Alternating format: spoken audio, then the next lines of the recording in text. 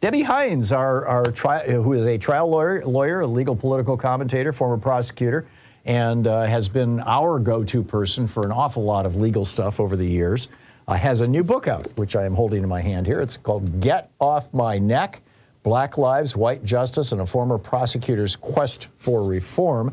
And Debbie, welcome back to the program. I'm it's so exciting to have you on with your this is your first book, I believe, right? This is my first book, Tom. Congratulations. Thank you. And it's beautiful. It's really well done. So what provoked you to write this? This is from MIT Press, by the way. Correct. So, Tom, I have wanted to write a book on criminal justice for a very long time, but somehow, like many people do, I convinced myself that I don't have enough time to write a book. I'm not going to be able to write a book. How am I going to fit that in my schedule? And then what happened was really 2020, which is where the title comes from, because in 2020, 4 years ago exactly, when everything came to a screeching halt in terms of work, lives, and everything else, then I had the time to write a book. So that's kind of how it basically started, but it's not something that I just thought of in 2020. It's something I thought of for a long time. Yeah. And in this book, you go through the history of basically white supremacy and so-called, white justice, and then black lives being degraded by design. And then you get into prosecutorial reform in action. Well, let's just kind of walk through those. The white justice, the history. Start us with that. So everything that happens in the criminal justice system stems back really to our first sin in this country, which is enslavement of Black people. And there were things that happened immediately after emancipation that just continued with where we are today in terms of certain crimes that were just targeted for Black people. Everything in this country, whether we want to believe it or not, it does stem from our first sin, which is enslavement of Black people. And it went from there to laws that were restricting of Blacks after emancipation, to Jim Crow, to 1994 and mass incarceration, and where we are right now is a direct product and a line that runs from that very beginning. So how does that, well, I guess you've kind of described how that plays out. What are the steps that we should be taking to do something about this in your mind? So, my mom, and I always start this way, my mother always had a saying, and she said, knowledge is key. So the first thing that I believe we need to do is to know how the criminal justice system works. We may know, or some of us may know, that it racially disproportionately incarcerates Black people, but why is that? And that is because of police and prosecutors. There's no other reason for that. And so we have to know how the system works. And I give a detailed description of how it works from the prosecutor and how things are done by design, in the fact that there is some police officers, as a part of the DOJ investigation of the Baltimore City Police, where they already had inserted in their police report the word Black male, as if everybody that was going to be arrested was a Black male. So we need to know. You mean it's like a pre-filled out form? It's pre-filled out with those two words, Black male. Holy obviously, cow. the other words, name, address, everything else is left blank. This is today? Well, I don't think it's anymore today, since the Department of Justice, as a result of their investigation of the Baltimore Police Department for several years after the Freddie Gray incident, they found that in one of the documents. So I don't think it's anymore today, but to say it's in the 21st century sure, today. It's in just the last decade or two, yeah. Yeah, we're not talking about something that happened 10 years ago. We're talking about something that happened at least since 2015, 2016. Wow. So we have to first start with, revamping the prosecutors' offices, but we can't end there, because we're not going to be able to get elected all progressive prosecutors. There are 2,400 state and local elected prosecutors. It's just a small amount of those that are progressive. So what we need to do is organize in terms of individuals. And I lay out things that individuals can do working with other racial justice organizations, things that they can do whether you're 22 or you're 92 to help get things along. There are already organizations, many that are out there already doing the work to eliminate the disparities, to eliminate cash bails, to make better laws so that we're not arresting second graders, third graders, fourth graders, ninth graders who are all Black. But they need more help. They need more people working with them. And there have been many laws that have changed. I mean, Virginia, which is nearby where I'm at in the District of Columbia, they were the first formerly Confederate state that eliminated the death penalty. That was done in either 2021 or 2022, and it was done by collaboration. It's not that the lawmakers in Virginia just decided this would be a good thing, but it was done by efforts of individual people helping with lawmakers, helping with progressive prosecutors, just fueling the fire to get that done. And that was no easy task. Yeah, yeah, remarkable stuff. So, power of the prosecutor, power of the people, power of white allies, power of alliances. Summarize for us, please.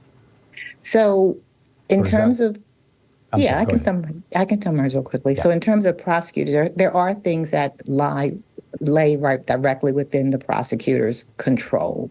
They can decide tomorrow that they're just not going to prosecute cases that are misdemeanor, nonviolent cases. And that's really where I want people to know that's the bulk of the cases in the system. There are 13 million misdemeanor cases that run annually through the system. The vast majority are Black individuals, but those are nonviolent issues. There are a lot of traffic issues, a lot of possession of drug issues, and the prosecutor can decide those are we're just going to decline to prosecute. And the studies show that that does not increase crime because we're talking about nonviolent misdemeanors, which is the lowest of the lowest fruit.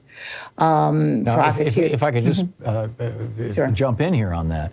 Here in Portland, we had a prosecutor who was doing that, who was refusing to prosecute things like shoplifting, drug possession. Sure. And there's been just a huge blowback because the shoplifting problem just got out of control. The drug use issue got out of control. In fact, our legislature just changed the law. We had decriminalized all drugs. You know, I'm not trying to promote the broken windows theory of policing or anything like that, but isn't there a case to be made for actually prosecuting small crimes? Just let's not do it based on race. No, there isn't. And I'm going to tell you why. Okay. Because there are many reasons why crime occurs. And then there are other places, not maybe Portland, but there are other places throughout the U.S. that are using restorative justice measures. They're not looking at every crime, every person the same way. They're not saying for every shoplifting case, we're going to give them jail time. But what they're doing is on an individual basis, defining what that person needs. And that may be different for each and every person. So in addition to declining to prosecute, but putting people in diversion programs, do they need to get an education?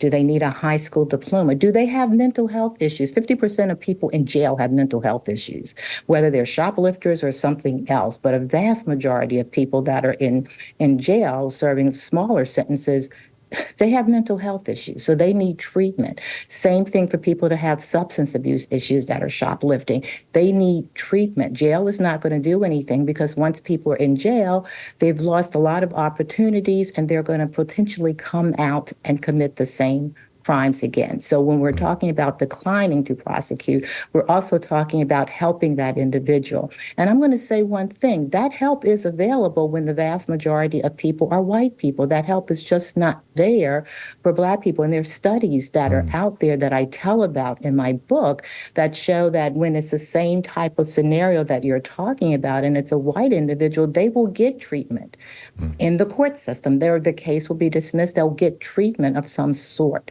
And so, no, I'm not saying let's just charge everybody and just do it in a non-racial way. I'm saying that for these misdemeanors, which are 80% of the criminal justice system, that clogs our system and makes us the highest incarcerated system in the world, there are other things that we can do to help people that does not increase crime. And I lay those things out. Yeah, and I think one of the things that we found here in Portland is that when the state decriminalized drugs, there was supposed to be a big pot of money for treatment programs, so that instead of people getting arrested, they would get basically a traffic ticket that they could avoid paying if they went into a treatment program. Correct. And the treatment programs never became available. But there is there has been this ongoing problem with shoplifting and public urination and stuff like that. That our DA is going to be recalled or voted out to Mike Schmidt. He's become real unpopular as a consequence of this, and I don't think it's entirely right-wingers. No, but I also realize that when I say knowledge is key, I think if people understood how the system works, right, then they would be more willing to support progressive prosecutors like DA Schmidt. They would be willing to do that when they know that there are other cities, counties across the country that are doing things, and it has made a difference. Right. It has not increased crime. I mean, they're in Baltimore, for instance, when during the pandemic, when the state's attorney at that time declined to prosecute, Johns Hopkins University did a study that found that all those people who were declined prosecution, that they did not go back and create additional crime.